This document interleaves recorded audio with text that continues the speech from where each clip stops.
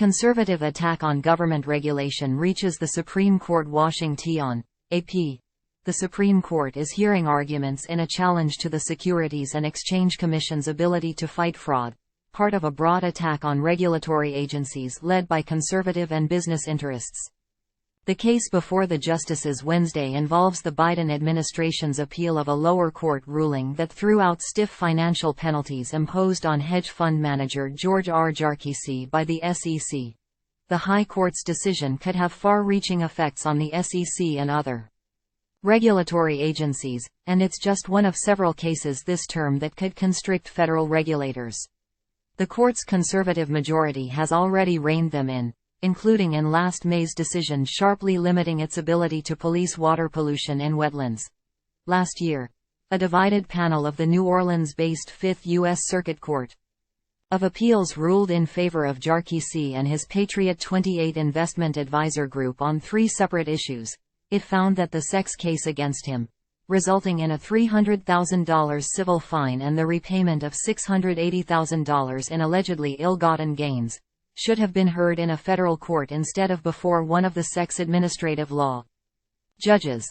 The panel also said Congress unconstitutionally granted the SEC unfettered authority to decide whether the case should be tried in a court of law or handled within the executive branch agency. And it said laws shielding the Commission's administrative law judges from being fired by the President are unconstitutional. Time equals 400 ms. greater than file. The U.S. Supreme Court is seen at near sunset in Washington, on October 18, 2018. The Supreme Court is hearing arguments in a challenge to the Securities and Exchange Commission's ability to fight fraud, part of a broader attack on regulatory agencies led by conservative and business interests. AP photo. Manuel Balche Soneta. File. Time equals 400 ms. greater than Judge Jennifer Walker Elrod wrote the appellate opinion, joined by Judge Andrew Oldham.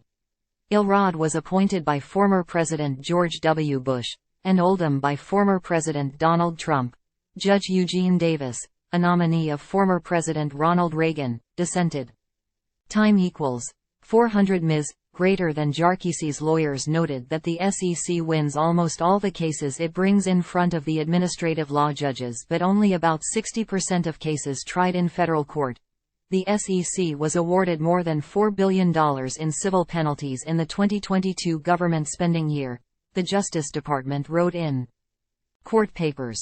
A decision upholding the Fifth Circuit's ruling could sweep far more broadly, calling into question the authority of administrative law judges at numerous federal agencies, the Justice Department said. A decision in SEC v. Jarkesy, 22-859, is expected by early summer.